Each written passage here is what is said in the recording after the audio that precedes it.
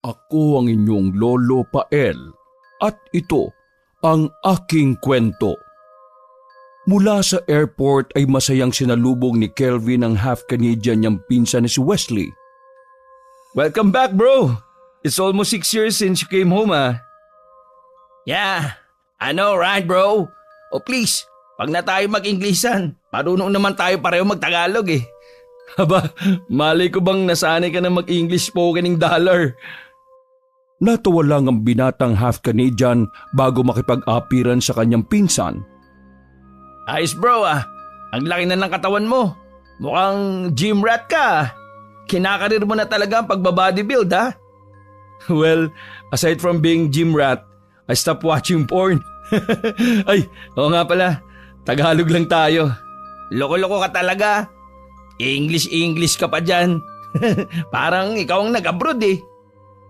Habang nagpapatuloy sa pag-uusap ay naglakad na sila hanggang sa makalabas ng airport. Dumiretsyong dalawa sa parking area kung saan nakapwesto ang sasakyan ni Kelvin. Pagsakay nila roon ay saka tinanong ng binatang bodybuilder ang kanyang pinsan. Kumusta na pala si auntie, pati mga kapatid mo ron? Medyo okay na si mama. Sila Wade saka Whitney. Yun, mga pasaway pa rin. Mabuti naman at okay na si Auntie Jane. Nako, yung mga kapatid mo, pasaway talaga, lalo na si Wade. Dapat sinama mo rito yun para makutusan ko eh. Ikaw ba, kumusta ang buhay Canada? Kinda little stress bro. Kaya nga ako nag-decide na magbakasyon sa Pinas eh.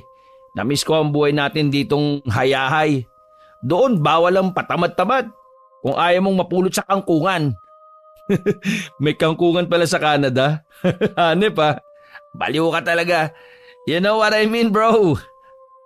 I'm just kidding. Pagkatapos ng tawanan ay kaagad binuhay ni Kelvin ang makina ng sasakyan at pinaandar. Dumaan muna sila saglit sa isang restaurant para kumain ng pananghalian kahit 3:00 na ng hapon. Sa maiksing oras na pagsasamang yon ay marami na kagad silang napagkwentuhan, katulad na lang ang mga babae sa kanilang buhay. Nagtawanan na lamang ang magpinsan nang malaman nila sa isa't isa na pareho na pala silang single at kaka-break up lang nitong nakalipas na buwan. Ito pala ang main reason kaya nag-decide na umuwi ng Pinas si Wesley. Para saglit na makalimutan ang ex-girlfriend niyang nabuntis ng isa sa mga katrabaho niyang Pinoy lang din. Kesa magmukmok ay nag-unwind na lang muna siya para mabilis na makapag-move on. Pagkatapos nilang kumain at saglit na makapagpahinga sa restaurant ay nagbiyahe na sila pauwi. Dahil naabutan ng rush hour kaya naipit sila sa heavy traffic. Nang makahanap na ng tiyempo ay kagad pinaharurot ni Kelvin ang sasakyan. Kaya lang ay merong biglang sumulpot na isang ginang at kamuntikan niya itong masagasaan. Mabuti na lang ay malakas ang preno ng sasakyan. Kaya nakapag-brake kagad siya. What the?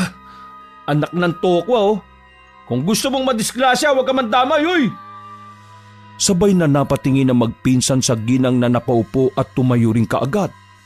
Tumingin ito sa kanila ng matalim bago mag-sign language dahilan naman para mapailing na lang si Kelvin. Nang gumilid na ang ginang ay kaagad umabante ang sasakyan dahil nagkokos na sila ng mabigat na daloy ng trapiko. Ano pinagsasabi nun? She said, be careful daw. Baka sa susunod isa na sa atin ang matangay. I don't exactly what you mean Naintindihan mo yun? Yeah, it's a sign language. Nag-aral ako niyan nung nasa summer camp kami. Then yearly, palagi na ako na-invite dahil sa knowledge ko about sign language. Wow, ayos ha. Turuan mo naman ako minsan. Parang di naman kita kilala. Ang tamad mo sa ganyan, no? Wala kang kamura-mura sa pag-aaral. Huwag ako, Kelvin. Napangiti na lang ang binatang bodybuilder habang nagpapatuloy sa pagmamaneho. At mga bandang 7:00 na ng gabi nang makauwi sila ng bahay sa Cavite. Nang nasa bahay na sila ay nag-aya pa si Wesley na mag-1 bottle ng alak para pampatulog. Hindi naman na tumanggi si Kelvin dahil ngayon na lang din naman sila muling nagkainuman ng kanyang pinsan. Pasado 9:00 ng gabi. Nang tapos na silang mag-inom ay nauna nang matulog ang binatang half Canadian. Si Kelvin naman ay naglikpit pa muna ng mga kalat nila dun sa balkonahe ng ikalawang palapag ng bahay. Likas na kasi talaga sa kanya ang pagiging malinis at hindi siya sanay na may naiiwang kalat bago matulog. Sinanay niya ang sarili sa ganoong bagay lalo na nung naging independent siya. Patay na kasi ang mga magulang ni Kelvin at ang Kuya Kurt naman niya ay may sarili ng pamilya na nasa ibang bansa. Nang matapos na sa pagliligpit ng kalat ay muling bumalik si Kelvin sa balkonahe para mag-vape at saglit na magpahangin. Pinagmasdan niya ang tahimik na kapaligiran ng village na kinaroroonan nila na ang tanging nagpapaingay lang ay ang pangilan-ngilang tricycle na dumaraan at mga aso ng kapitbahay na nagtatahulan. Pagbuga niya ng usok mula sa paghitit ng vape, may napansin kasi siyang naglalakad na tao roon. Nang huminto ang nasabing tao ay lumingunto sa kanya kaya nakilala kaagad niya kung sino. Pero ganun na lang ang gulat niya dahil ito yung ginang na kamuntikan na niyang mabangga sa National Highway kanina. What the? Paano siya nakapunta rito? Hindi na niya natapos ang pagsasalita sapagkat ngumiti ang ginang sa kanya at ang ngiting yun ay nagbigay ng kakaibang kilabot sa kanyang pagkatao. Pagkatapos noon ay bigla ulitong nag-sign language katulad nung kanina. Sa sobrang pagkabigla ay wala sa sariling nabitiwan ng binatang bodybuilder ang hawak niyang vape na nahulog naman sa sahig. Dali-dali niya tong dinampot at nang balikan niya ng tingin ang gate ay wala na roon ang misteryosong babae. Shucks, saan nagpunta yun? Bago pa siya matapos sa pagsasalita, ay nakarinig na siya ng mga kahulan ng aso mula sa hindi kalayuan na sinundan ng mga pag-alulong. Hindi naman matatakotin si Kelvin pero dahil sa nangyari ay tila ba bigla siyang nangamba. Mukhang tinamaan ako ng isang alak na yun kung ano-ano nang nakikita ko. Dali-dali siyang pumasok sa loob ng bahay at kinandado ang pinto papuntang balkonahe. Pagdating niya sa kwarto ay nahiga na kagad siya sa kama at habang iniisip ang kahulugan ng sign language ay sa kanya naalala ang sinabi kanina ng kanyang pinsan. Giselle, be careful daw. Dahil baka sa susunod isa na sa atin ang matangay. Nakatulog na lang siya dala ng pag-iisip patungkol sa bagay na yon.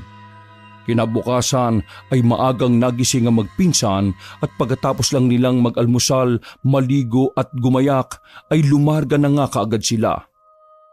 Pumunta muna sila ng mall at naglibot-libot dahil na-miss ni Wesley ang paggala-gala. Noong nasa ibang bansa kasi siya, ay bihirang-bihira niyang magawa ang bagay na yon sapagkat nakafocus siya sa pagtatrabaho. Maya-maya pa, naisipan na rin nilang dumaan sa isang simbahan ayon na rin sa request ni Wesley. Nice one, cuz. Hindi ko akalain na may pagkareliyoso ka pala. Bakit? Mukha ba akong demonyo sa paningin mo, ha? Hindi naman. Slight lang.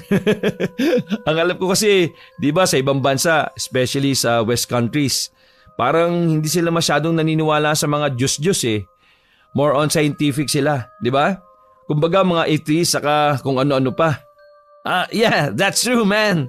Marami sa mga ka-workmate ko ron na mga atheist at mga Pinoy pa kamo. Mabuti na lang din talaga si Mama. Alam mo naman kahit dito pa sa Pinas palasimba na yon. Kaya siguro di na rin maiiwasan sa akin. Well, good to hear that, cuz. Pero sa totoo lang, cuz, sa sobrang freedom, marami rin dun sa lugar namin ng mga satanista. As in, mawiwitness mo talaga. Medyo nakakilabot nga Buti dito sa Pinas, hindi niyayakap ang mga ganon. Although may nababalitaan akong pangilan-ngilan na nagiging satanista na rin.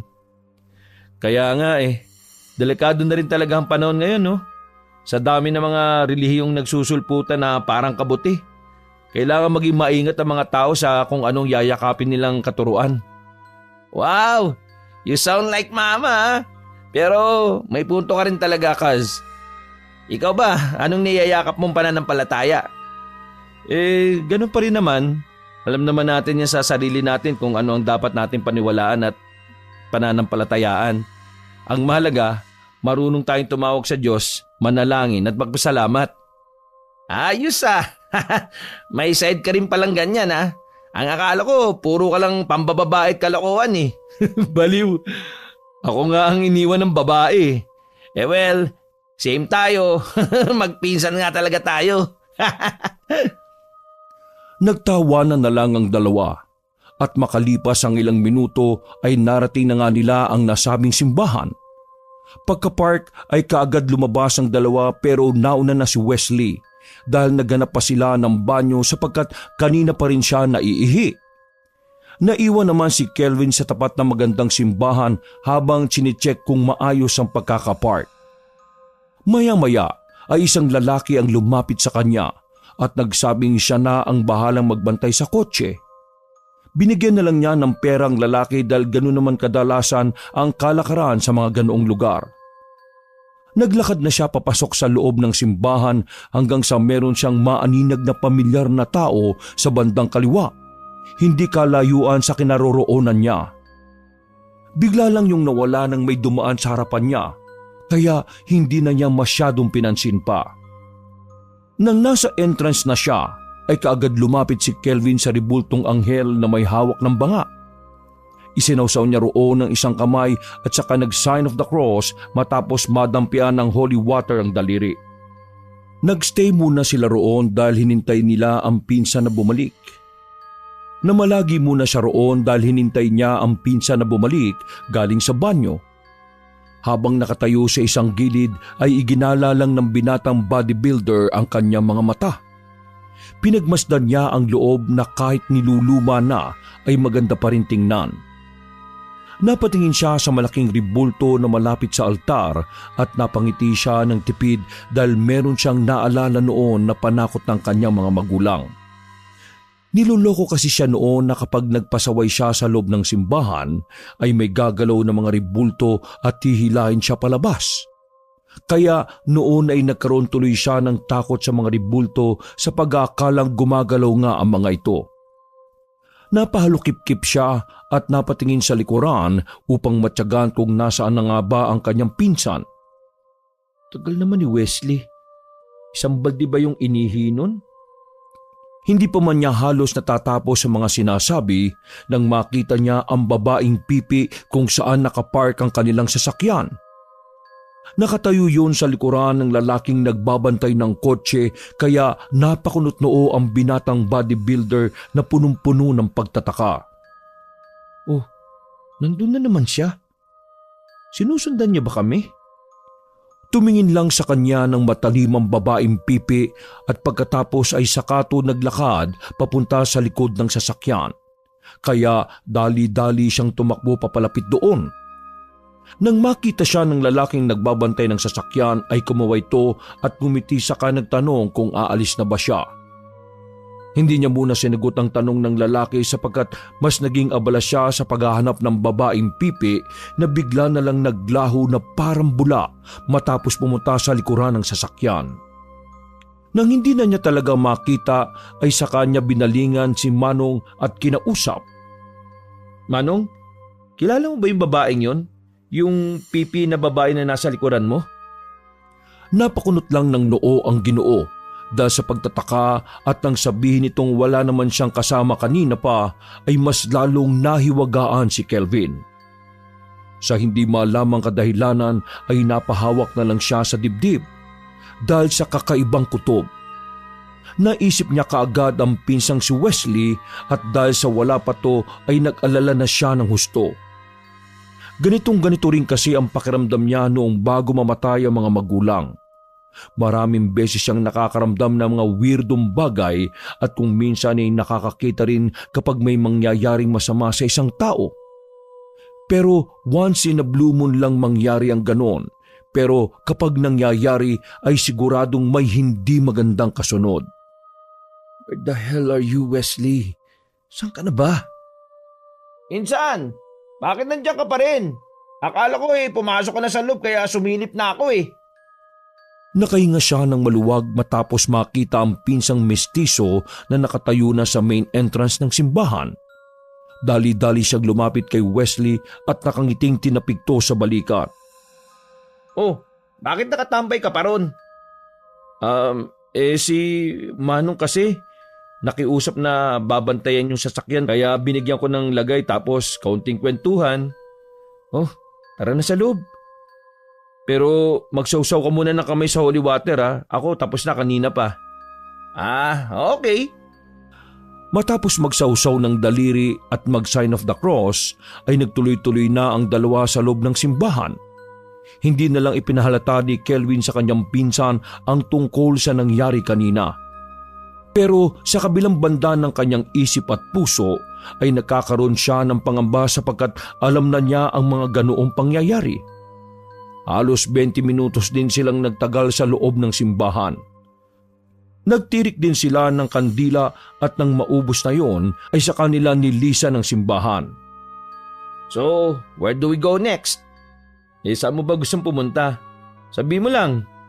Kahit saan. Ikaw ang bahala ngayon. Okay, sabi mo yan ha. Inilibot pa nga ni Kelvin ang pinsang mestizo sa mga naggagandahang lugar sa Metro Manila. Pareho naman silang nag-enjoy at dahil doon ay nakalimutan na niya ang tungkol sa nangyari kanina. Nanumbalik lang yun nang nakatambay na sila sa isang coffee shop at habang nakatingin sa labas ay meron silang nakitang mga palaboy. You know what, cuz? Sa Canada, marami ring homeless eh. Kaya akala ng iba maganda rin na mag-abroad. Kapag naging homeless ka sa ibang bansa, mas mahirap kasi nasa foreign country ka na nagyeyelo. Nakakaawa na lang talaga yung mga tao eh. At least dito sa atin, masasabi kong yung mga palaboy na yan, maswerte pa rin. Pero tol, naalala mo yung pipi kahapon? Yung muntik mo na masagasaan. Oo nga, parang homeless din yun no? Sa tingin mo? Yata. Pero kasi kanina, nakita ko ulit siya sa simbahan eh. Feeling ko tuloy, ini-stalk tayo. Bakit naman niya gagawin yon? I don't know. Baka namemera. O baka naman type ka. Napakunot noo si Kelvin sabay higop sa iced coffee kaya natawa lang ang kanyang pinsang mestizo. Hindi talaga ako type nun, no? Ikaw, dahil ikaw ang mestizo at ikaw ang galing sa ibang bansa. Don't worry, cuz. Kapag nagpakita ulit yon, liligawan ko para sa'yo. Puro ka pa rin talaga kalokohan no? Balak pa naman sanang sabihin ni Kelvin ang tungkol sa mga tila pangitain niya pero hindi na lang niya itinuloy. Alam niya kasing nasa mood ng makipagbiruan ang kanyang pinsan at baka mapagtawanan pa siya kapag binigkas niya ang tungkol sa bagay na yon. Pagsapit ng alas 7 ng gabi, sinulit na lang ng dalawa ang paggala kaya nagpunta sila sa isang sikat na bar at doon inubos ang oras. Nang medyo may tama na, mga bandang alas 10:30 ay nag-aya na umuwi si Kelvin sapagkat nakita niyang lasing na rin si Wesley. Dahil tinamaan na rin siya ng alak kaya naman nagpasya na lang muna silang magstay sa isang hotel. Doon nga nila itinuloy ang inuman pero pagkapasok mismo sa loob ng hotel room ay sumalampak kagad si Wesley sa kama at natulog. Napailing na lang ang binatang bodybuilder habang pinagmamasda ng nakadapa niyang pinsan na humihilik na. Anak ng tokwa tong taong to. Shot pa raw pero nauna na sa kangkungan. Makapag-inom na nga lang mag-isa. Hindi ako makarami ng shot kanina dahil magdadrive pa ako At least ngayon, kahit sumagad ako ng inom, diretso bagsak ako dito. Pumesto na siya sa glass window at tinanaw ang syudad na pinagniningningan ng iba't ibang kulay ng ilaw. Pagkaubos sa isang alak ay nagdesisyon siyang magtungo sa pinaka-roof deck ng hotel para makapagpahangin. Nagdala na rin siya ng maiinom at nang naroon na ay ninamnam niya ang lamig ng kapaligiran na biglang sinabayan ng mahinang kulog at kidlat. Kaya napatingala siya sa kalangitan. Uy, ang killjoy naman ng ulan na to. Nilagok niya ulit ang alak na hawak hanggang sa mabilis na ngang bumuhos ang ulan na tila wala man lang warning. Dali-dali siyang tumakbo papunta sa isang shed para sumilong saglit, hanggang sa meron siyang maaninag mula sa hindi kalayuan, sa madilim na bahagi ng area na yon. Tumagal ang tingin niya roon hanggang sa unti-unting lumitaw ang taong naroon. Nagulat siya pagkakita sa ginang na pipi. Ang babaeng muntik na niyang masagasaan nung nakaraang araw at ang babae ring nakita niya sa gate ng kanilang bahay pati sa simbahan. Ginagawa mo dito? Bakit nandito ka na naman? Paano ka nakapunta rito? Sinusundan mo ba kami? Natawag ako ng guard. Hindi umimik ang babae. Ngumiti lang to na abot tenga at pagkatapos ay tumingin sa kanya ng matalim. Dahil doon ay tila nawala ang kalasingan ni Kelvin. Para siyang nagising habang marahang umaatras dahil bigla na lang sumilay ang kaba sa kanyang dibdib. Ano bang kailangan mo sa amin, ha? Ba't mo kami sinusundan ng pinsang ko? Huwag kang lalapit. Tatawag ako ng security.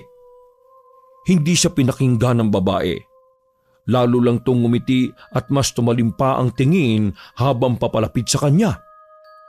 Patuloy namang humakbang patalikod ang binatang bodybuilder na tila parang nabahag ang buntot sa takot. Hanggang sa nang malapit na ang babae ay bigla na lang nagiba ang kulay ng mga mata nito. Namula yun na lalo niyang ikinatakot. Security! Security! Tulong! Bago pa matapos ni Kelvin ang sasabihin ay na out of balance na siya. Nakahawak siya sa isang bakal at napadapa kaya tumama ang kanyang noo sa sahig. Dahil sa tama ng alak, nararamdamang takot at pagkauntog ay nakaramdam na matinding pagkahilo ang binata. Sinubukan niyang tumayo pero umikot na ang kanyang paningin at ang huli na lang niyang natatandaan ay ang paglapit sa harap niya ng misteryosang babae na nakangiti pa rin na para siyang nililibak. Hindi niya yun nakitang nagsalita pero narinig niyang detalyado ang mga sinabi nito. Malapit na ang oras at wala siyang takas. Pagkatapos noon ay tuluyan ng nagdilim ang kanyang paningin. Nagising na lang ang bodybuilder na nasa hotel room na siya at nakahiga sa kanyang kama. Pagbangon niya ay napahawak agad siya sa noo na halatang may maliit na bukol. Inisip niya ang mga nangyari hanggang sa marinig niyang nagsalita ang mistizo niyang pinsan na katatapos lang maligo. O ano? Masakit ang ulo mo, no? Oo, sobra. Takte may bukol pa ako. Alak pa, Morkel. Tanda mo pa ba kung anong nangyari sa'yo? Hindi kagad nakasagot si Kelvin, kaya nagpatuloy sa pagsasalita si Wesley. Naabutan ka ng security dun sa rooftop. Natutulog ka sa sahig. Akala nga nila patay ka na eh. Tapos nakita nilang may bote ng alak at tumihilik ka. Mabuti nilang naalala ng receptionist sa baba kung saang hotel room ka. Alam mo bang na-store mo pa yung tulog ko? Hanip ka talaga, Kas. You know what? Imbis na ako ang magwalwal dahil ako ang broken-hearted, parang ikaw yata ang nalasing kagabi. Naknanto ko. Binuhat ako ng mga guards. Naku, nakakahiya naman. Anong nakakaya? Sobrang nakakaya ka mo. Bakit pa kasi pumunta-punta ka ron? Alam mong naulan nag-moment ka pa sa rooftop.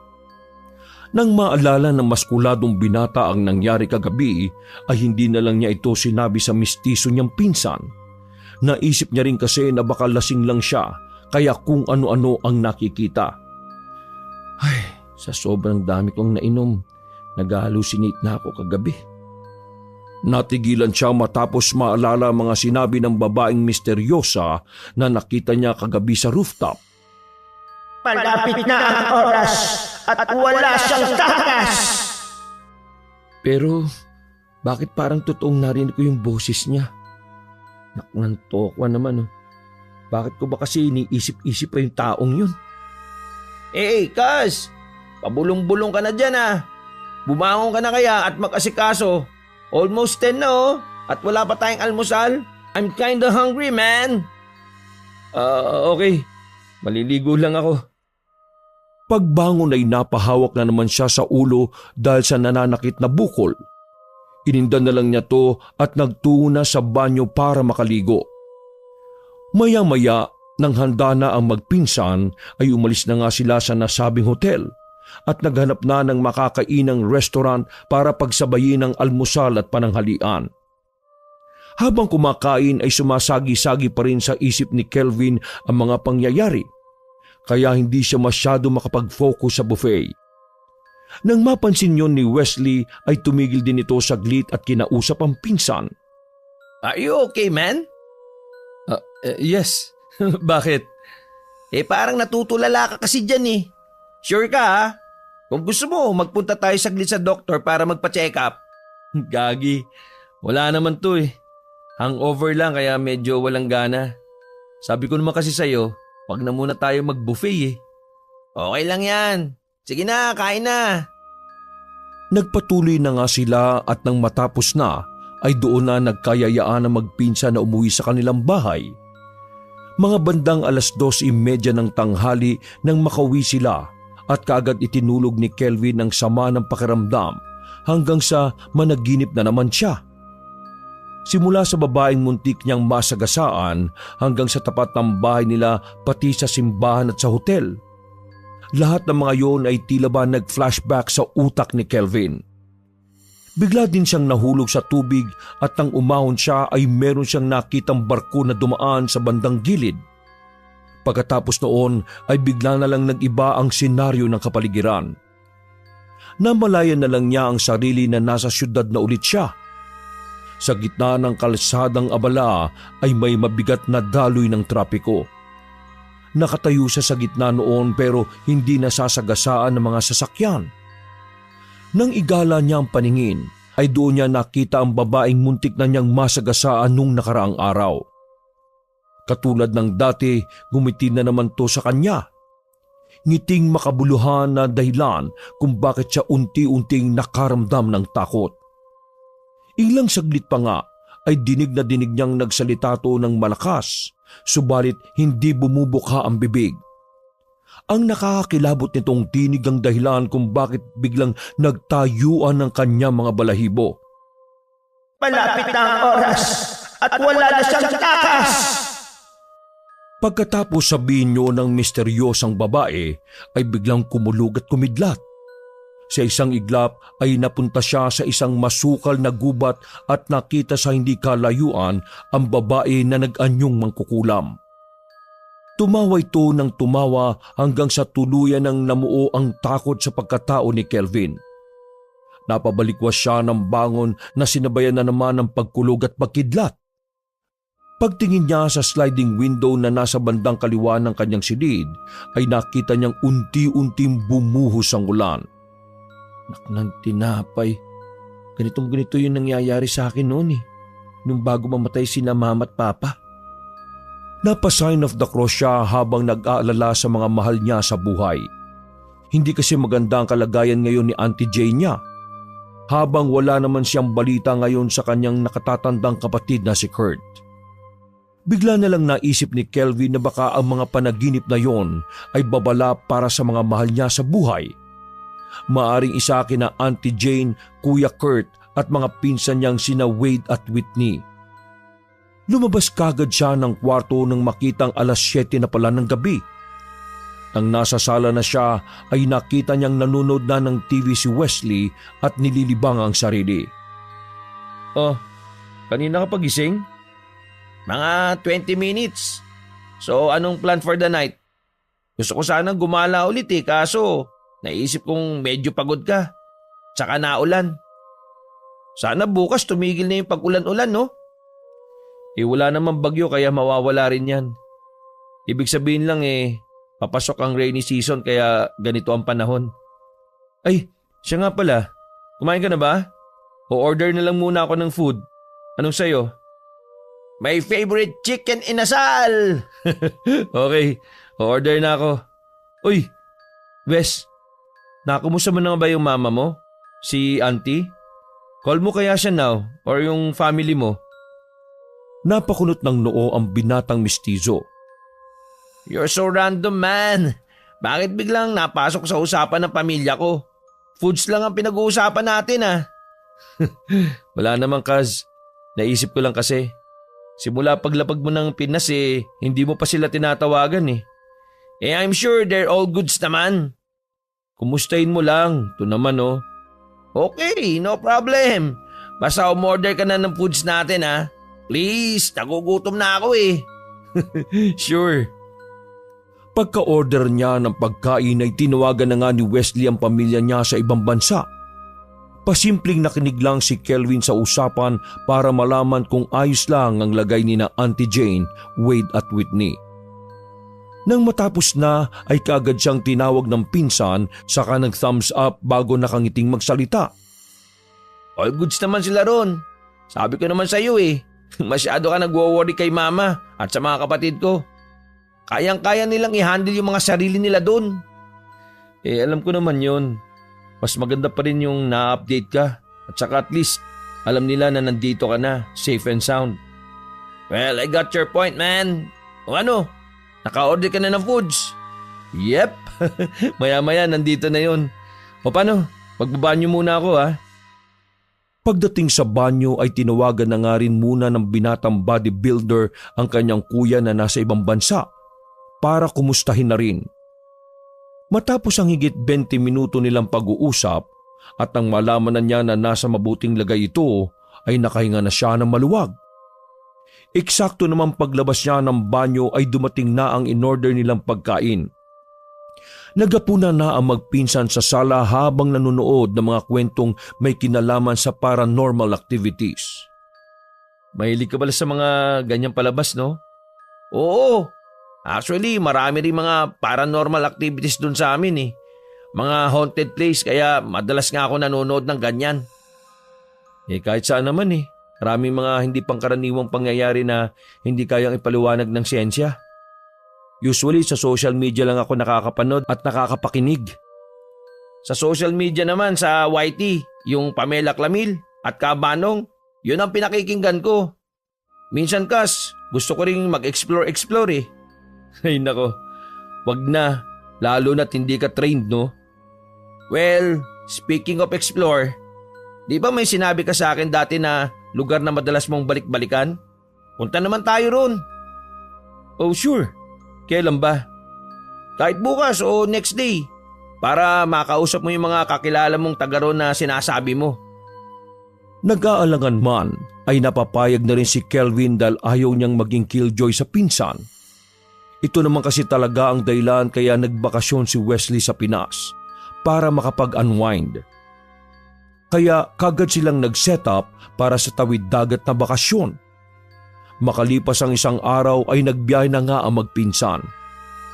Ilang beses nang nagpabalik-balik si Kelvin sa probinsya na Masbate dahil paborito niya ang mga isla sa lugar na yon, pati na rin ang magagandang ilog at falls lalo na yung dumudugtong na sa dagat. Madalas kapag nagta-travel siya roon ay mag-isa lang siya. Pero sa araw na ito ay first time niyang magkakaroon ng kabady-bady. Walang iba kundi ang mistiso niyang pinsan na si Wesley. Ano Kas? Excited ka na ba? Buti na lang at weekdays tayo nagbiyahe kaya hindi ganun ka-hassle. Nang mapansin ni Kelvin na hindi siya pinapansin ni Wesley ay tinipik niya to ng mahina sa balikat. Abala kasi ang binatang mistiso sa pagsilip at pagkuha ng mga larawan sa dagat at sa lahat ng natatanaw nila. Halata sa hilatya ng mukha ni Wesley ang kasiyahan sapagkat ito rin ang unang pagkakataon niya na magbiyahe ng tawid dagat sa Pilipinas. Dahil din tuloy doon ay nawala na sa isip ni Kelvin ang mga gumugulo sa isip niya nitong mga nakalipas na araw. Natuwa rin siyang makitang masaya ang pinsan. Tuwang-tuwa ka dyan ha? Yeah, cuz. I'm so happy right now. Thanks for bringing me here ha. Alam mo bang first time kong magbarko? Ikaw naman, nasa pier pa lang tayo, excited ka na kaagad. Maniwala ako sa iyo. Bakit sa Canada ba hindi ka pa nakaka-experience magbarko? I told you already cuz. Most of my time abroad, trabaho bahay lang. Ang boring kaya ng buhay ko. Kahit kami pa ng ex-girlfriend ko. Kaya rin siguro ako hiniwalayan eh. Wala akong social life eh. Ox lang yan. At least ngayon dito makakapaglibot-libot ka na. Kung di mo man kasama ang ex mo, at least nandito naman ako. Next time mag-Boracay tayo or Siargao. Baka malay natin, nandun yung forever natin. What the F? Nagtawanan silang magpinsan at ilang minuto lang ang lumipas dahil nga sa hindi ganoon katao ang Pierre kaya naman mabilis na naiproseso ang mga dapat ayusin. Ilang saglit lang na paghihintay matapos nilang makabili ng tiket ay dumiretso na ang kanilang sasakyan sa barko. Pagkapark ng maayos at paglabas nila ng sasakyan ay kaagad dumakyat ang magpinsan at tinungo ang kanilang silid. Nang makapag-ayos na ng mga gamit ay lumabas din muna sila kaagad at humanap ng mga magandang pwesto kung saan kita ang mas magandang tanawin para mamaya sa kanilang pagbiyahe. This is it, cuz. We're heading to the one of my favorite place. Kahit ako, na-excite na rin eh. Medyo matagal-tagal na rin akong hindi nakakabalik doon. Lalo na sa magagandang isla. Promise, lahat ng pupuntahan nating isla, ilog at falls, lahat ay magugustuhan mo. Yes man, this is it na nga. Well, I will call mama later at saka yung mga kapatid ko para pakita ko sa kanila yung travel natin. Well, that's a good idea. Sana nga sa susunod magkakasama na tayo. Kahit si kuya kaso ayaw na talaga umuwi nun dito eh. Too bad for Kuya Kurt. But somehow I understand his sentiments eh. Sadyang ayaw na niyang balikan yung masamang nangyari kina Uncle George and Auntie Anggi. Kaya ako iniwan niya rito eh. Alam mo naman na matagal ka naman na pinipetisyon ng kuya mo pa abroad eh. Ikaw lang din ang may ayaw eh. Bakit nga ba? Ayaw kasing dumating sa point na katulad ni Kuya Kurt. Makakalimutan ko na sila mama at papa. I don't want that to happen. Gusto ko yung memory nila rito sa Pinas, kasama ko pa rin. Kung pupunta man ako sa abroad, magbabakasyon na lang siguro. Pero sa tingin mo, papayag ng ganun si kuya? Kapag nandun na ako sa kanya, gagawa yun ng paraan para hindi na ako makabalik dito. Nakita mo naman nung binenta niya yung bahay namin para lang mapilitan akong sumunod sa gusto niya. But still, na-manage ko. Oh, come on, cuz. Don't be so dramatic right now. Look the view. Mag-enjoy ka na lang muna. Mag-enjoy na lang muna tayo ngayon and don't ruin the fun, okay? Tama. Let's change the subject. Teka, gusto mo bang pumunta sa deck? Babalik na muna ako sa room natin. Naiebak ako eh. Gusto mo, hintayin na lang kita? No, it's okay. Okay, di sige. Sumunod na lang doon Hanapin mo na lang ako. Masarap magpahangin at mag-picture taking doon habang hindi pa ganun kainit. O sige. Magcha-charge na rin ako ng phone saglit para hindi malobat habang ginagamit natin. Habang umaandar ang nasabing barko ay umakyat na nga muna si Kelvin sa ship deck kasama ang ilang pang pasahero habang si Wesley naman ay bumalik muna sa kanilang silid. Walang ibang ginawa ang binatang bodybuilder kundi mag-take ng selfie, kumuha ng magagandang tanawin at mag-video. Pagkatapos noon ay tinawagan niya rin ang kanyang kuya para ipakita ang isa sa natatanging ganda ng Pilipinas. Ilang saglit pa nga matapos namang magbanyo at mag-charge ng cellphone ay umakyat na rin si Wesley para sabayan ng pinsan. Kumuha rin sila ng picture para remembrance nila sa isa't isa. What a nice view, cuz. Promise, I really enjoy it. Alam mo na, first time. Ay nako, cuz. Maliit na portion pa lang to ng magagandang tanawin sa Pinas, no? Sabi ko nga sa'yo kanina, next time sa Boracay o Palawan, Siargao at Batanes tayo pumunta. At mukhang mananaba ako ulit nito kasi matagal-tagal bago ako makapag-workout ulit. Kapag gusto mo mag-workout, sasamahan kita para may spotter ka. Pwede. Kaso ayaw kong ubusin ang oras mo sa workout. Kaya ka nga nagbakasyon dito para mag-travel at mag-enjoy, hindi para magkulong sa gym. I get your point, gym rat. Nagtawanan na naman sila dahil doon at pagkatapos ay nagtuloy ang magpinsan sa kung ano-ano pang bagay na kanilang pinaggagawa. Ilang saglit pa nga matapos sa mga kulitan at ilang pang pag-uusap patungkol sa mga buhay-buhay ay bumaba na ang magpinsan para maghanap ng magandang makakainan. Halos kalahating araw silang naghintay hanggang sa makadaong na ang barko sa pantalan. Kagad nagtungo ang magpinsan sa kanilang sasakyan at nang magbukas na ang cargo holds door ay isa-isa na ngang nagbabaan ng mga pasahero. Sumunod na rin ang magpinsan na sakay ng kanilang kotse. At dahil sa kabisado na ni Kelvin ang nasabing lugar, kaya naman nagdire-diretso na siya sa pagmamaneho. Mahaba rin ang tinahak nilang daan hanggang sa makarating na sila sa sinasabing lumang bayan pasado 8:00 ng gabi. Ang tagal ko na rin hindi nakakamunta rito ah. You know what, cuz?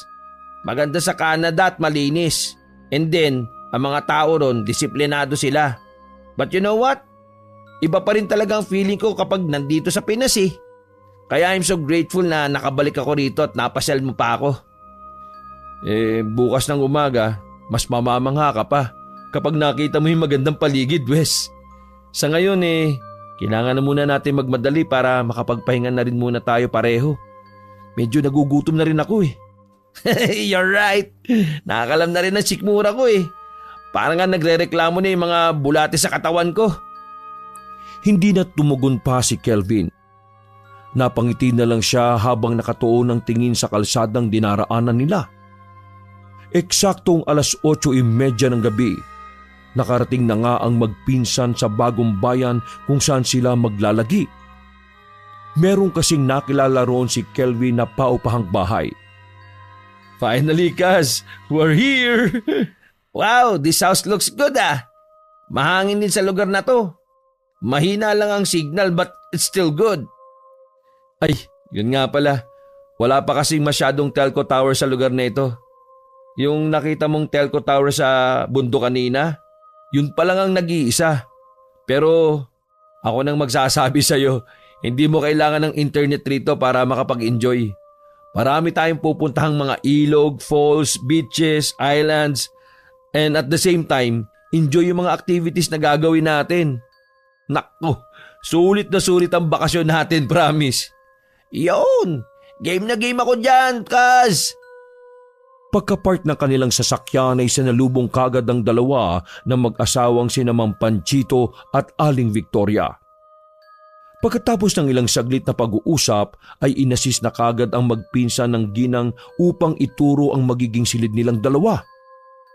May kalawakan ng silid. May dalawang magkahiwalay na kama na parehong may bintana sa magkabilang gilid.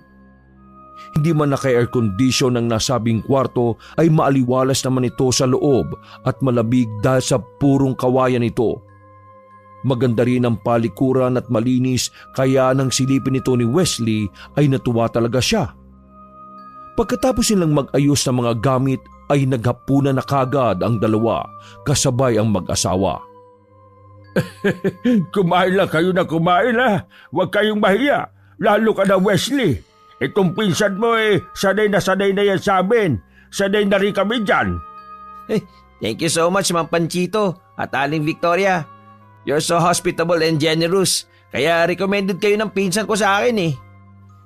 Salamat din. Lalo na sa iyo, Kelvin. Sige na, kumain na kayo riyan at magpakabusog. Salamat po. Nang matapos ng magapunan ay nagpahinga na nga ang dalawa dahil lumalalim na rin ang gabi. Pero nag-inom muna sila ng tig-isang bote para mas mahimbing ang kanilang pagtulog. Katulad ng mga nakalipas na araw ay nauna na namang humilik si Wesley kahit hindi pa nauubos ang iniinom nitong alak. Napailing na lang ang binatang bodybuilder habang nakatingin sa binata at nilalagok ang laman ng bote ng alak na nangangalahati pa lang. Nang maubos ni Kelvin ang iniinom na alak ay dumiretso siya sa bintana para isara ito. Lumalamig na kasi ang paligid at medyo malamok na rin. Eksaktong paghahawak niya sa seradura ng bintana ay napadungaw siya sa ibaba ng bahay. Sa tapat ng gate at doon nga ay meron siyang nakitang nakatayo. Dahil medyo madilim sa banda roon, kaya naman pinagmasdan maigi ang taong nakatayo sa tapat ng gate. Muling sumagi sa isip niya ang babaeng pipi na muntik na niyang mabundol doon sa Maynila. Nanumbalik na naman din tuloy ang takot sa kanyang dibdib. Mabilis na gumapang ang kilabot simula sa paanan paakyat sa kanyang tuhod na nagdire-diretso sa tiyan hanggang sa dibdib.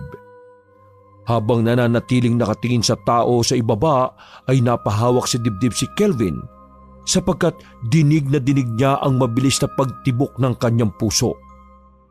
Nang lumakad naman ang taong nakatayo sa tapat ng gate at mapunta sa maliwanag na bahagi ay doon na nga niya nakita kung sino yon. Nakahinga siya ng maluwag dahil si Aling Victoria lang pala ang nagsara ng gate. Napatingala pa nga ang ginang at ngumiti sa kanya bago magwika. Hindi ka pa natutulog? Patulog na rin po. Isinasara ko lang po itong bintana. Tama yan, dahil medyo malamok. O siya, good night na, Kelvin. Tutulog na rin ang Kuya Panchito mo eh. O sige po, good night na rin po. Pagpasok ng ginang sa loob ng bahay ay isnara kagad niya ang bintana at nahiga na sa papag na katapat ng tinutulugan ng kanyang pinsan. Napabuntong hininga pa siya bago manalangin habang nakahiga. Ay, thank God sa safe trip. Amen. Pagpikit ng mga mata ay tinangay na kaagad ng antok ang kanyang diwa. Kinabukasan, hindi rin kagad nakagalang dalawa ng maaga dahil pansamantalang pinatawag sa barangay hall ang mag-asawang Panchito at Victoria. Opisyal kasi sila pareho sa lugar na yon at kinakailangan daw sila maaga pa lang. Base sa pagkakarinig ni Kelvin sa lalaking kausap na mag-asawa, ay may pupuntahan silang mag-anak sa pinakadulong bahagi ng nasasakupan ng barangay. Kilala kasi ang mag-asawa bilang mahuhusay pagdating sa pakikipagkomunikasyon o pakikipag-usap ng maayos. Kelvin, Wesley, kayo na munang bahala sa mga sarili niyo ha. Kapag dumating ang anak namin si Jet Jet, o pwede kayong magpasama ron. Nasabihan naman namin siya kagabi, kaya lang naghatid pa siya sa pantalan. Wala pong problema sa amin ng pinsan ko. Yes kuya, wala pong problema. Pasensya na kayo ha. Alam niyo naman ang duty namin sa barangay. Ay nako, huwag po kayong humingi ng pasensya. Wala pong problema sa amin. Hihintay na lang po namin si Jet Jet. O kaya gamitin mo na lang mismo yung motor dyan, Kelvin, at ikaw nang maggala sa pinsan mo. Total kabisado mo naman dito sa lugar namin. May kaunting pagbabago pero ganun pa rin naman. Mabuti pa nga, kaysa maghintay pa kayo kay Jet Jet na baka matagalan pa yon. Wala namang manggagalaw sa inyo rito. Sa laki ba naman ng katawan mong yan hakot lang nila. Kuya Panchito naman, malaki lang po ang katawan ko pero hindi naman ako sanggano. I think that's a good idea, Kas. Ikaw na lang ang maggala sa akin. Wala namang problema pero mag-almusal na muna tayo. O ayan, okay na kayo ha. So paano, lalarga na muna kami at baka naghihintay na ang patrol. Pag-alis ng mag-asawa ay kinausap ni Wesley ang kanyang pinsan habang kumakain sila ng almusal. Saan ba sila pupunta? Tanong meron sa pupuntahan nila. Nakalimutan ko nga palang sabihin sa iyo. Mga opisyal kasi sila ng barangay at madalas silang kailangan dahil sa husay nila sa pakikipag-usap. Sa diplomasya ba? I see. Narinig ko nga kanina parang may pupuntahan daw silang mag-anak.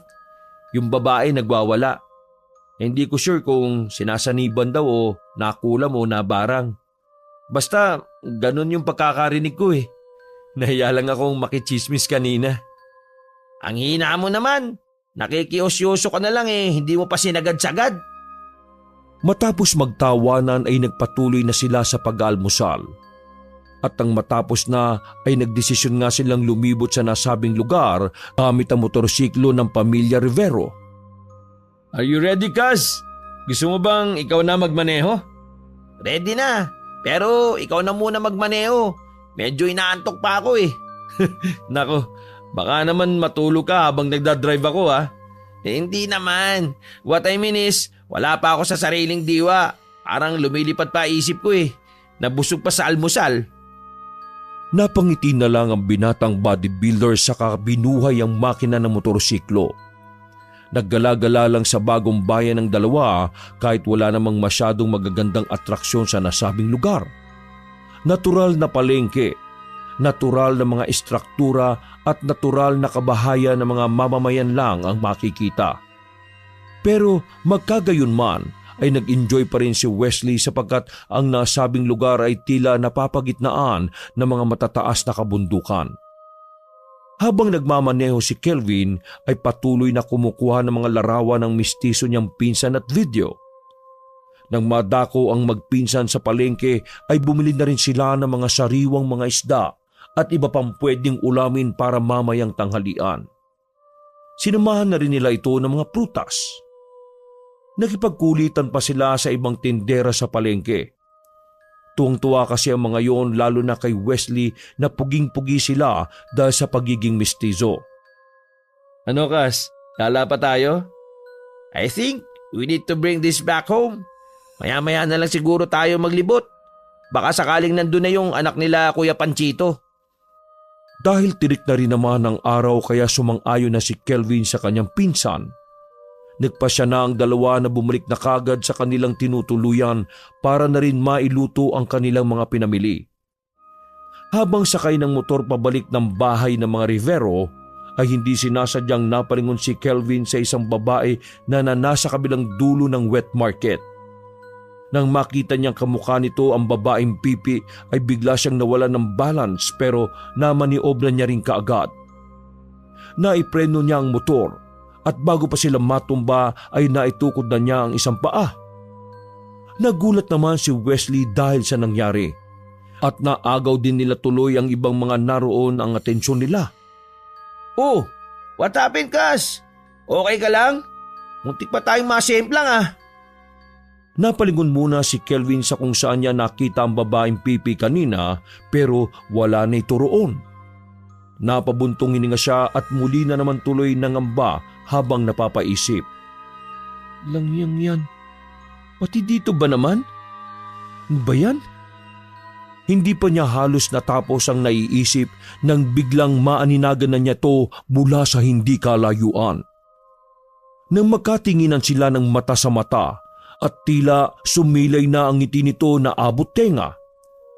Parang nawala na naman sa sarili si Kelvin at mabuti na lang ay hinawakan siya ng mistisong pinsan dahilan para bumalik siya sa wisyo. Hey man, nakatulala ka na naman dyan. Ako na ba magdadrive? Are you sure okay ka? Hindi na umimik si Kelvin. Nagmaneho na lang ito pabalik sa kanilang tinutuluyan. At kahit may pangamba sa kanyang dibdib, ay pinilit niyang alisin yon sapagkat ayaw niyang masira ang bakasyon nilang magpinsan. Nang nasa bahay na sila ng mga Rivero ay niluto kagad ni Kelvin ang isdang binili nila para sa pananghalian ng lahat. Pagsapit ng eksakto 12:00 ng tanghali ay sabay na kumain ang magpinsan pero wala pa rin ang mag-asawa kahit ang anak nilang si Jet Jet. Kaya pagkatapos kumain at magpahinga ay lumarga na ulit ang dalawa. May alam kasing malapit na Bambang si Kelvin na siyang madalas niyang unang pinupuntahan sa lugar na yon. Oh, saan naman tayo pupunta? Sa Bambang. Bambang? Hindi ko lang alam kung bakit Bambang ang tawag doon pero sa pagkakaalam ko, ang kahulugan ng Bambang parang dulo siya ng ilog papunta sa dagat. Wow! So you mean may beach din doon? Oo, and for free. Ilog na may falls tapos pwede pa tayong maligo sa dagat. 3-in-1 Kaz! Pagpunta nila sa nasabing Bambang ay inakala ni Kelvin na mai-enjoy na niya ang lahat, lalo na at nakabalik na siya sa nasabing lugar. Pero kahit anong ganda ng tanawin ay hindi pa rin maibsa ng pangambang nararamdaman niya. Kanina pa lang kasi ay hindi na siya mapakali matapos makita sa palengke ang babaeng pipi. Habang nag-i-enjoy si Wesley sa paglangoy sa ilog ay para naman siyang adik na panayang lingon sa kung saan-saan. Sa takot na baka naroon na naman ng babae. Paano niya kami nasundan dito? Ano ba? Nag-hallucinate lang ba ako? O totoo na tong nangyayari o nababaliw na ako? Natigilan na siya sa pagsasalita sa sarili sapagkat pagtingin niya sa ilog ay wala na si Wesley. Nakarinig din siya ng malakas na pagsigaw mula sa itaas ng falls na nasa hindi kalayuan. Dahil doon ay nataranta kagad siya at nag-alala para sa mistiso niyang pinsan. Wesley! Wesley! Nasaan ka? Sumunod siya sa pag-akyat sa itaas ng talon para alamin kung anong nangyari at bakit merong sumisigaw roon. Nang nandoon na, ay tumambad kagad sa kanyang paningin ang isang lalaki na nakasandal sa isang gilid habang binebenda ng binting tinatagasan ng dugo. Pero hindi yung pinagtuunan ng pansin ni Kelvin. Iganala niya ang mga mata hanggang sa makita mula sa hindi kalayuan si Wesley na naglalakad sa gilid ng ilog habang papunta na sa malayo. Wesley! Oy! Wesley! Mabuti na lang at nahabol niya kaagad ang pinsan bago pa to umakyat sa maliit pang falls. Anong ginagawa mo rito?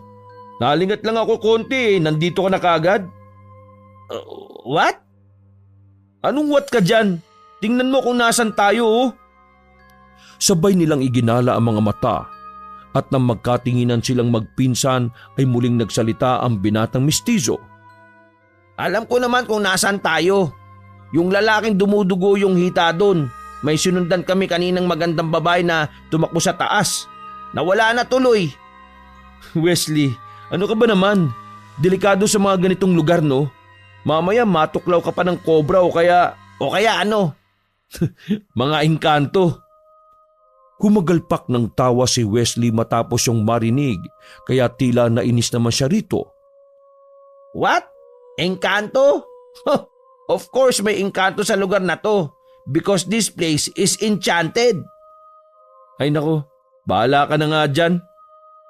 Napikon ng tuluyan ng maskuladong binata kaya nag-walk out na siya at naglakad pabalik sa parking area at doon naghintay sa kanyang pinsan.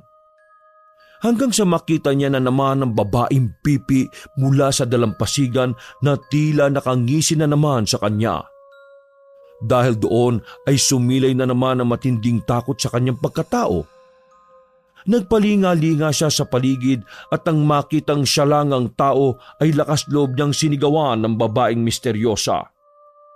Hoy! Ano ba kailangan mo sa akin? Umalakak lang ng humalakhak hanggang sa maramdaman na lang niya ang pagtapik ni Wesley sa kanyang balikat. Dahil sa gulat ay naitulak niya ang pinsan na nabigla din sa kanyang inasal. What the hell, man? Uy, ano ba nangyayari sa'yo? Please, let's go home, Wes. O bakit namumutla ka? Ayos ka lang ba, Kaz? Sorry, Kaz. Mag-aalas 5 na. Madilim na sa daan, baka gabihin tayo. Ayos lang ako, don't worry. Ay, okay. Nagbiyahe na nga sila at hanggang sa pagbalik sa pamilya Rivero ay walang umiimik sa kanila. Hindi rin kasi makapag-focus si Kelvin dahil sa mga nangyayari na alam niya sa sarili na hindi na normal. Nang nasa loob na sila ng bakuran ay eksaktong nandoon na rin ang mag-asawang Rivero pero wala pa rin si Jetjet. Umaktong normal si Kelvin sa harap ng dalawa kahit ang totoo ay kinakabahan pa rin siya. Makalipas ang ilang pang minuto, nang maluto na ang mga pagkain ay sabay-sabay na silang naghapunan.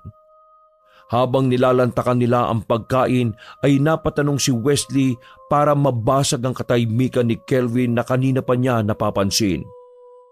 Ma'am Panchito, Aling Victoria, ano po bang pwedeng gawin ngayong pagkatapos namin kumain? Pwede po bang mag-inom dito sa inyo? Oo naman, pwede. Nako, kung nandito lang si Jetjet, matutuwa yan. Yan madalas sila ni Kelvin na uminom ng tuba. Hindi ba, Kelvin? Oo. Sayang nga at abala ngayon si Jetjet. Nako, gusto ko pong matikman yung tuba na yan. Ay sige, pagkatapos kumain kukuha ko kayo. Pero hindi ako makakasama sa pag-inom ha. Alam niyo naman kapag may edad na, bawal na sa mga ganyang bagay. Don't worry po, drink moderately lang naman kami. Sa pagkakaalam ko dito sa pinsang ko, may mga pupuntahan pa kaming lugar. Ang kotse na po ang gagamitin namin para mas convenient. Kanina nga po muntikan na kaming sumemplang tong pinsang ko. Parang wala sa sarili. Ayos lang ba kayo? Oo nga. Sigurado ba kayong okay lang kayo, ha? Opo. Hindi naman kami nasemplang. Kamuntikan lang naman po ma-out of balance dyan sa palengke. Nang magkaintindihan na, ay nagpatuloy na sila sa pagkain. Pagkatapos magapunan at saglit na makapagpahinga, ay bigla nang dumating si Jet sakay ng motorsiklo nito. Nakipagkumustahan kaagad siya kay Kelvin at nagpakilala na rin ng personal kay Wesley. Inaya niya na rin ng dalawa na manood muna ng party sa kabilang bayan bago sila mag-inuman pag-uwi. Matapos magkasundo, ay nagpaalam na nga ang tatlong binata sa mag-asawang Rivero. Kaagad silang nagtungo kung saan nakapark ang kotse at sumakay doon. Si Jet na ang nag-offer mag-drive dahil halata sa mukha ni Kelvin ang pagod dahil sa stress ng pag-iisip niya sa mga kababalaghang nangyayari. Eksaktong pagkabuhay ni Jet sa makina ng sasakyan mula sa passenger seat ay wala sa wisyong napatanaw si Kelvin sa hindi kalayuan. Nang matamaan ng liwanag ng kotse ang madilim na harapan ng nasabing parke, ay tumambad sa paningin ng tatlong binata ang niluluma ng kubo mula sa hindi kalayuan. Nang mapatingin naman doon ang binatang bodybuilder ay kitang-kita niya sa sira-sirang bintana ng nasabing kubo ang babaeng pipi. Katulad pa rin noon, nakangiti lang to sa kanya na abot tenga. Kaya nangilabot na naman siya at wala sa sariling napasalita. Anak ng tinapay naman oh. What did you said, Cas? Okay ka lang? Okay lang ako, Cas. Jet, sige na, tara na, please. Nang marinig yun ni Jet ay minaniobra na niya ang sasakyan at tinungo ang kabilang bayan kung saan sila manunood ng nasabing party ng bayan.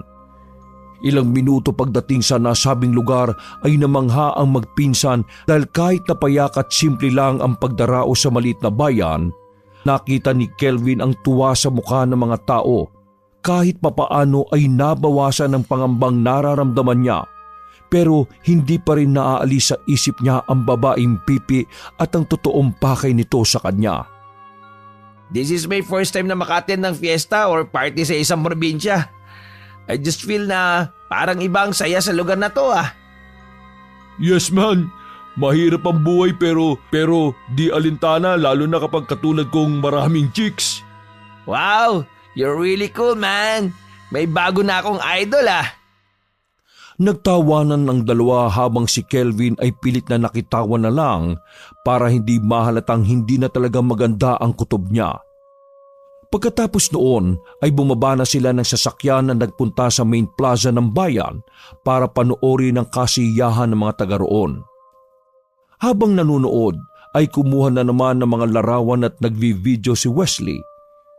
Na-enjoy niya talaga ang gabing yon kahit napakasimple lang para sa iba ang nagaganap. Si Kelvin naman habang nanunood ng pagtatanghal ay gumagala-gala ng tingin. Hanggang mula sa hindi kalayuan sa likuran ng mga taong naghihiyawan, sa tapat nilang magpinsan at ni Jet ay muli niyang nakita ang babaeng pipi. Sa pagkakataong yon ay hindi na nakangiti ang babae, kaya mas lalo siyang nahintakutan. At pagkatapos noon ay isang boses ang kanyang narinig na dumampi at bumulong sa kanyang tenga na parang nagpalipad sa hangin.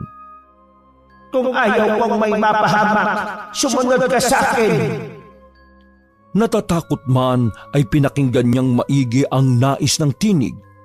Paglingon niya sa babaeng pipi ay naglalakad na to palayo, kaya kaagad niyang sinundan. Hanggang sa mawala na lang ng parang bula sa may parking area kung saan din nila naipark ang sasakyan.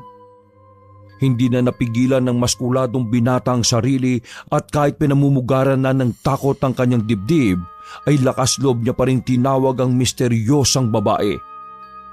Ano bang kailangan mo sa akin, ha? Bakit ayaw mo pa akong tigilan? Hindi naman kita nabunggo, di ba? Ikaw ang dumaan sa kalye na kung saan kami dadaan. Kung may nagawa ako masama sa'yo, humihingi ako ng sorry. Please lang, tigilan mo na ako. Kung ano man salamang ang ginagawa mo para masundan ako, please naman, nananahimik na ako. Ayaw kong sirain ang bakasyon ng pinsan ko. Biglang umihip ang hangin at nang dumampito sa kanyang balat ay napayakap siya sa sarili dahil sa kakaibang lamig na hatid nito. At maya-maya pa ay nakarinig na naman siya ng tila bulong ng dyablo kaya nanlaki ang kanyang mga mata dahil sa matinding takot. Makinig ka! Sino ang gusto mong mawala sa tingin mo? Ikaw o ang pinsan mo? Sinundan niyo ng nakakakilabot na halakhak ng isang mangkukulam, dahilan upang maalala niya ang napanaginipan noong nakarang isang gabi. Sigurado siya na ang boses na yon ay sa mangkukulam na nakita niya sa panaginip. Doon niya lang din na-realize na ang panaginip niyang noong isang gabi ay may kinalaman sa bakasyong ito. Simula sa pagkakita niya ng barko, mga tubig, gubat at lahat ng may kinalaman ng lugar. Sabi ko na nga warning ang panaginip ko na yun eh. Kung alam ko lang. Nagpatuloy ang halakhak na mangkukulam na tila siya lang ang nakakarinig. Kaya naglibot-libot siya ng tingin hanggang sa makita niya sina Wesley at Jet na tumatakbo palapit sa kanya, kasabay ng ingay ng ulan na unti-unting lumalakas. Nang maunawaan niya na unti-unti nang bumubuhos ang ulan, ay dumiretso kagad siya sa sasakyan at pumasok. Kasunod niya ang mistisong pinsan pati ang malusog na anak ng tinutuluyan nilang bahay. Kung kailan nag-i-enjoy na kami ni Wesley sa panonood, saka naman bumuhos tong ulan. Panira talaga oh. Gabi-gabi na lang simula nung nakarang araw, panay na ang ulan. Papasok na talaga ang tag-ulan. So, inom na lang tayo ng tuba. Tumango na lang si Kelvin sapagkat wala na rin siya sa sariling wisyo dahil sa walang kaalam-alamang dalawa sa kung ano ang nangyayari sa kanya. Pag-uwi nilang tatlo ay nakahanda na ang alak na tuba. Nagpaalam na rin ang mag-asawa na matutulog na sila, kaya nagsimula ng tatlo na mag-inuman. Plano sanang tumanggi ni Kelvin kaya lang ay hindi na niya nagawa dahil sa pagpipilit ni na Wesley at Jet. Inabot na sila ng eksakto 12:00 ng hating gabi sa kanilang pag-iinom. Nakalahati na ang 1 litrong alak kaya medyo tinamaan na ang magpinsan. Masarap ang tuba in fairness. But we don't have pulutan eh. Kukuha pa ako ron sa loob. Marami pang adobong niluto si tatay bago matulog eh. Okay, thanks man. Jet, you're the man. Dahil naman sa tama ng alak, kaya lalasing-lasing na naglakad si Kelvin papunta sa kanilang silid. Hindi na niya inintindi pa sina Wesley at Jet dahil ayaw pa rin magpaawat ng dalawa sa pag-inom. Dala na rin ng kalasingan ay nawala na sa isip niya ang tungkol sa babaeng pipi na sigurado na siyang isang mangkukulam na tinatakot siya o gustong gawa ng masama. Pagsalampak niya ng papag ay bigla ring napadilat ang maskuladong binata sapagkat napunta na siya sa ibang lugar. Sa gitna ng bukirin na pinalilibutan ng mga kabundukan. Mula sa hindi kalayuan ay kitang-kita ng mga mata niya ang babaeng piping mangkukulam at seryoso itong nakatingin sa kanya. Matalim ang mga mata na para bang gusto siyang libakin. Dahil sa mga titig na yon, ay may kakaibang kilabot na yumakap sa kanyang pagkatao. Nagsimula na namang mamanhid ang buo niyang katawan dahil sa takot. Nanayo ang mga balahibo niya habang inihahakbang ang sarili patalikod at ang mga mata naman ay nakatingin lang sa babaeng mangkukulam. Tama na please. Pwede ba? Tigilan mo na ako. Huwag akong guluhin mo. Iba na lang. Tumawa na naman ng tumawa ang babaeng piping mangkukulam at maya-maya ay biglang sumeryoso ulit ang pagmumukha nito. Pagkatapos noon ay may mga kamay na humatak sa kanya mula sa ilalim ng lupa. Pilit siyang hinihila ng mga kamay paibaba kaya pumipiglas-piglas si Kelvin na tila nawawala na sa sarili. Tulong! Parang awa niyo na! Saklolo! Tulungan niyo ako! Kinukuha ko ng mangkukulam! Tumawa lang ng tumawa ang mangkukulam at habang nagpupumigla si Kelvin ay kitang-kita niya ang pagbabagong anyo ng babaeng pipi. Nagmistula na nga talaga itong nakakatakot na mangkukulam sa kanyang paningin. Ngayon, ikaw na ang kukunin ko at dadalhin bilang pamalit sa mga alaga ko. Kahit malaki ang pangangatawan ay nanghina si Kelvin sa panlalaban sa mga kamay na humihila sa kanya pailalim sa lupa. Kukunin ko ang kaluluwa mo at gagamitin ang negatibo mong enerhiya para sa pagpapalakas ng kapangyarihan ko. Kabayaran niyan sa mga ginawa mo. Tulong! Wesley! Mang Panchito! Aling Victoria! Jet! Tulong please! Kuya Kurt! Dahil sa sobrang pakikipagpambuno ay tuluyan na siyang nanghina. Sinabayan pa to ng matinding takot kaya hindi na siya nakakilos ng tuluyan at tinaya na lang ang sarili na hatakin ng mga mapuputing mga kamay pailalim sa lupa. Subalit bago pa man tuluyang lamunin ng lupa pati ang kanyang ulo ay bigla na lang nabigkas ng binatang maskulado ang pangalan ng Panginoon. Lord, tulong po! Ayaw ko pa pong mamatay! Sa isang iglap ay biglang tumigil sa paghalakhak ang babaeng piping mangkukulam. Biglang nagngalit ang mukha nito at sa hindi malamang dahilan ay biglang napasigaw ito hanggang sa bigla na lang naglaho sa kawalan na parang bula. Nang maramdaman ni Kelvin na parabang may kung anong bagay na tumama sa kanyang mukha ay bigla siyang napadilat. Saka lang niya napagtanto na nasa kwarto na ulit siya at nakahiga sa papag kaharap ang mag-asawang Rivero. Si Mang Panchito ay walang humpay sa pagdarasal habang si Aling Victoria naman ay nagsasaboy sa mukha niya ng asin.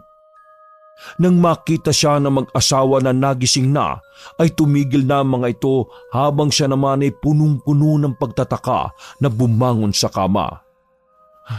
Nananaginip po ako ng masama. Natigilan na siya matapos maramdaman ng lagkit at pamamaho ng katawan.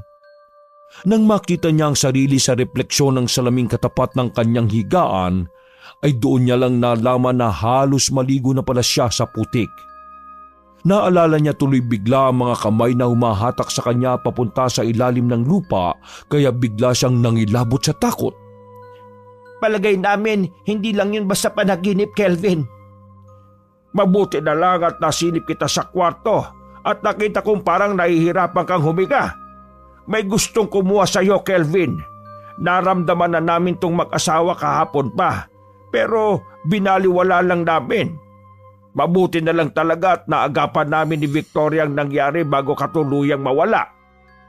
Hindi alam ni Kelvin ang magiging reaksyon niya matapos yung malaman kaya napaluhan na lang siya ng tahimik habang nagsasalita na tila wala sa sarili. Ang pinsan ko po, ayos lang po ba si Wesley? Pagkatango ng mag-asawa ay doon na humagulgol ng tuluyan ng binatang bodybuilder. Nang tumahan na, ay inalalayan na lang siya ng Ginoo sa banyo para makapagbanlaw ng katawan.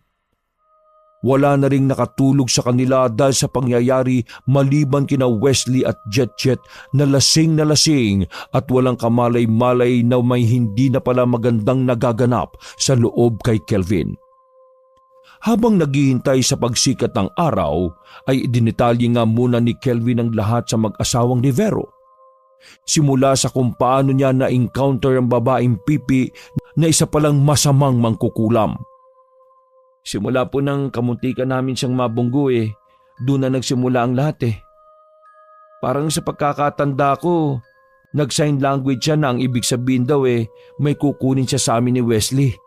Tapos, yun na po. Hanggang dito sinusundan niya na ako. Kahit saan kami magpunta, nakikita ko siya. Doon sa palengke, sa Bambang, sa kabilang bayan, pati po dito. Tapos, dinala niya ako sa panaginip, dun sa Bukirin. Doon niya ako pilit na binabaon sa lupa eh. Nakakatakot talaga. Nagpalipad-hangin siya ng sumpa kaya naranasan mo yon. At kahit saan ka pumunta, nasusundan ka niya. Ganyan ang mga karamihan sa malalakas na itim na mangkukulam. Pero huwag kayo mag-alala ng pinsan mo. Makakauwi kayo pareho ng ligtas.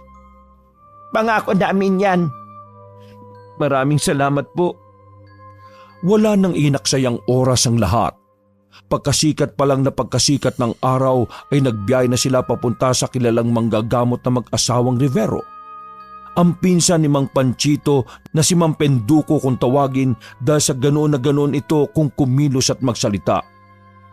Dahil sa Ginoong Albularyo ay napag-alaman nga nila ang itim na mangkukulam ay nananadya na sa mga ginagawa nito para makapambiktima ng mga tao. Ang ganoong mga klase raw na mangkukulam ay nagpapasakop na mismo sa kadiliman kaya hindi na nila kontrolado ang emosyon nila.